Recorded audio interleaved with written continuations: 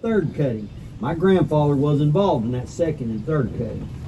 Now right down here on the right, you're going to see this big old V-shaped tree. That's another old sycamore they left. That one's over 200 years old. Can you imagine how huge a forest would have been in the Ozarks if they hadn't cut them all down for railroad ties?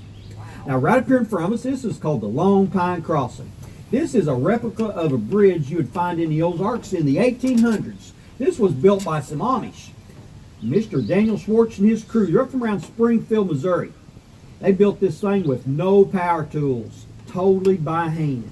The old beams in there come out of a Chicago warehouse. They're over 100 years old. Now, if you could imagine being on your mule with your little wagon in the Ozarks, this is the kind of a bridge you would cross.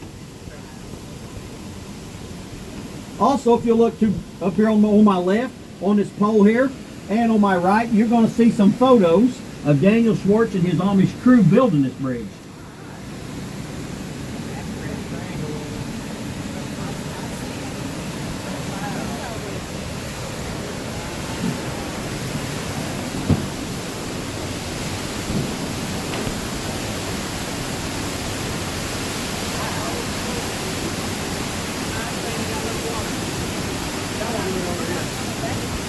Now right here on our right hand side, you're going to see this little display of tools. That's some of the actual tools they used to build this bridge. I don't see no D-walls in there, do y'all? Also, you're going to notice this canyon gets really narrow through here. It isn't very wide. It kind of bottlenecks down. Back in the late 1800s and the early 1900s, there was some outlaws that camped right over here on the right. And if you tried to pass through this canyon, they would try to rob you. Now, some of my kinfolk have got some pictures taken of some of my other kinfolk, and they still have these old pictures that was taken in 1900. And they're sitting on mules with double-barrel shotguns. Now, these folks lived about 3 or 4 miles from here back then. They was probably afraid of these bandits down here in this canyon. Now, up here, this little chapel up here, this here was built by some of the early Dogwood staff. All the material it's made out of come out of the park here close by. The walls are long-leaf pine logs, just like the pine trees up on the hill behind the chapel there. The floor in there is rough sawn oak, right off the sawmill. And the ceiling is eastern red cedar. The old pews in there come out of a church in Atlanta, Georgia. They're over 100 years old. They have compound curves in them, hand-formed, hand-carved. They fit your back perfectly.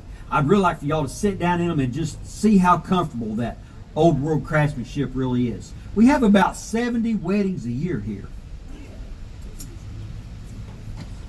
What is really cool is it's got a back porch on it. And on that back porch, you can observe that beautiful waterfall back there. I highly recommend you go out there and take a look at it. Now, I am going to ask you, please don't go down the patio right now. It has some debris, and they're cleaning that up from our little flood we had yesterday. Now, we've got about 2,500 acres left to go. We can't stay here a long time, but I'd sure like to show this place off. So let's go in there and just take us a look at this place. It is really beautiful. All right.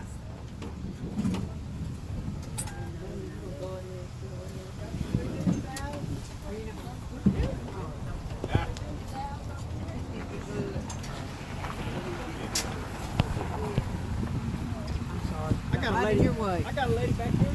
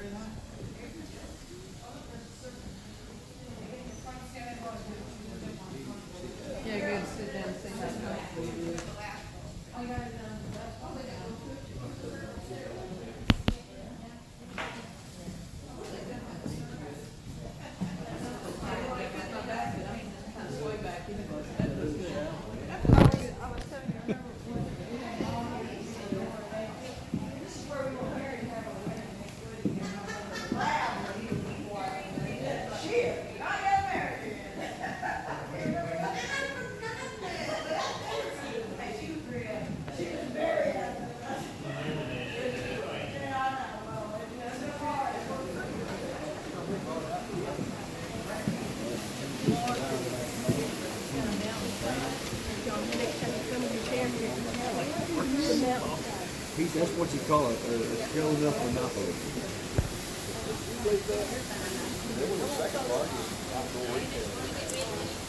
Yeah, after a while, we started looking at the laws that